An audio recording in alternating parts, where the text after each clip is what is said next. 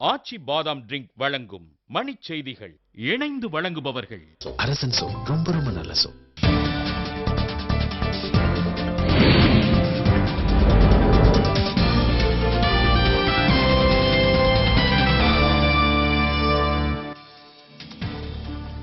அருணாச்சல பிரதேச முதலமைச்சர் டோர்ஜி காண்டு சென்ற உலங்கு வானூர்தி மாயம்.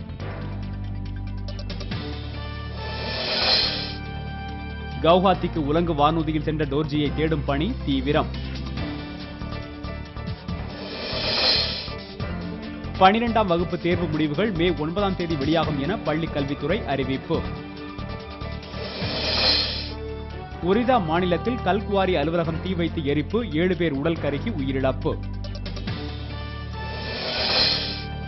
ஹைதராபாத்தில் சட்டப்பேரவை உறுப்பினர் அக்பருதீன் மீது துப்பாக்கிச்சூடு, மருத்துவமனையில் தீவிர சிகிச்சை.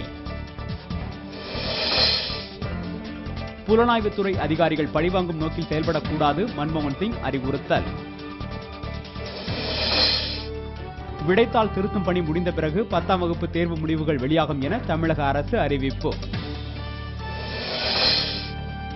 ஈரோடு அருகே காவல்துறை அதிகாரி வீடு உட்பட 2 வீடுகளில் 37 பவுன் நகைகள் கொள்ளை. மே நாளையொட்டி முதலமைச்சர் கருணாநிதி, மருத்துவர் ராமதாஸ் உள்ளிட்ட தலைவர்கள் வாழ்த்து.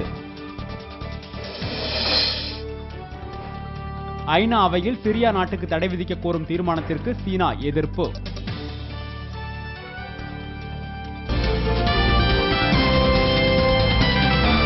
மணி செய்திகள் வழங்கியவர்கள் இணைந்து வழங்கியவர்கள் அரசன் சோ, ரொம்ப ரொம்ப நல்ல சோ.